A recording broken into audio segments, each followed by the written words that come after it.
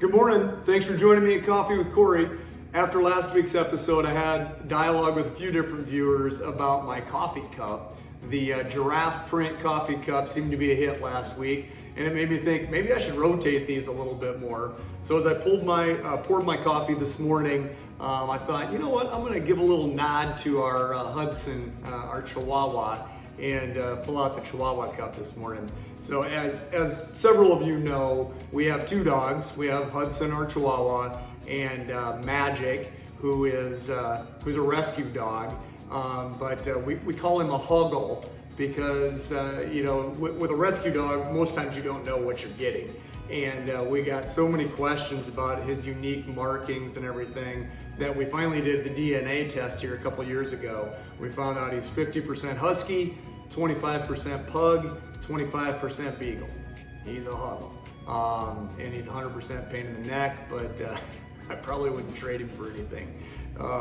It's interesting because the argument from Jossie and the kids when we got him 5-ish years ago was, we really need another dog so that Hudson will learn to like other dogs, because Chihuahuas don't like other dogs, and ours is no different. And it did not work at all. Hudson still does not like other dogs, but the good news is that the two of them get along fine. And so for the most part, we have harmony with the dogs at the Davis household. Let's talk about a real estate item this week, because I went to a potential seller's home to walk through it and give them some ideas on the things that they can do to kind of help get their home ready for sale. And all of the items that we talked about were items that come up all the time. And there's kind of two prevailing themes. Is number one are eliminating things that are safety items.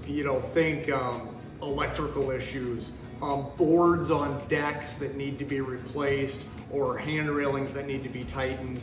As a seller, you just want to reduce liability there and take the thought out of the buyer's mind of, well, gosh, if they let this safety item get by and they were okay with this, what else is there that I'm not seeing?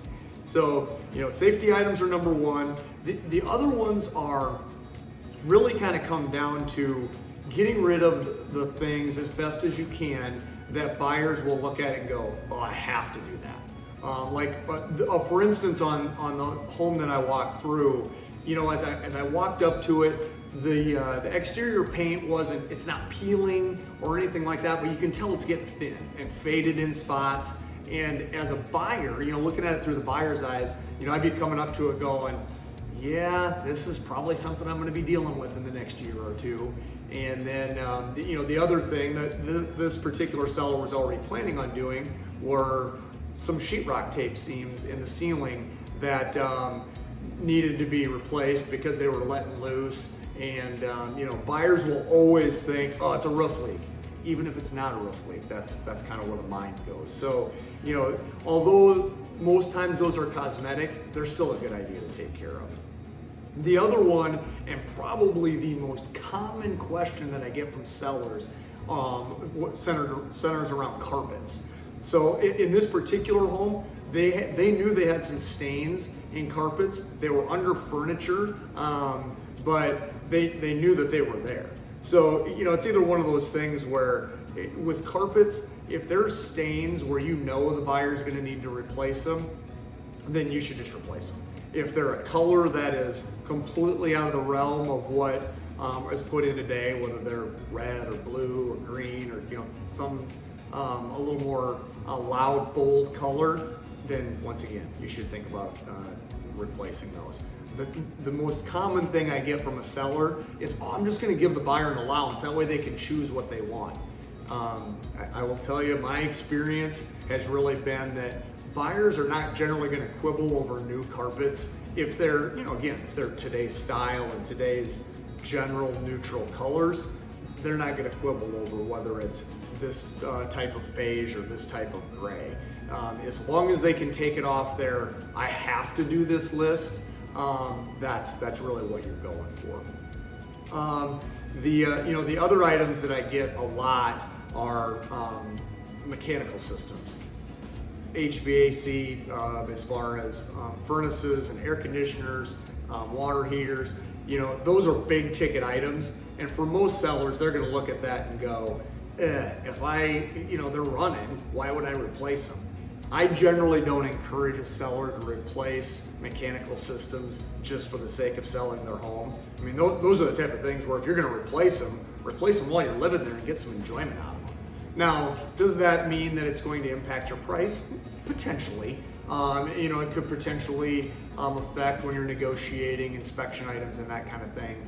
But again, as long as they're safe and functioning, those are generally not items that you're going to need to take care of right away.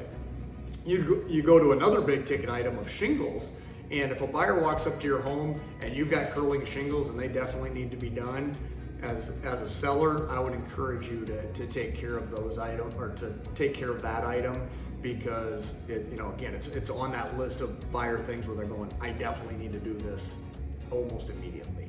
So those are really kind of a few little checklist items to focus on as a seller, and hope you feel that's helpful. But again, obviously, if you're getting ready to sell a property and you want me to come take a look at your home and we can talk about the specifics of your situation, I'd love the opportunity to do that.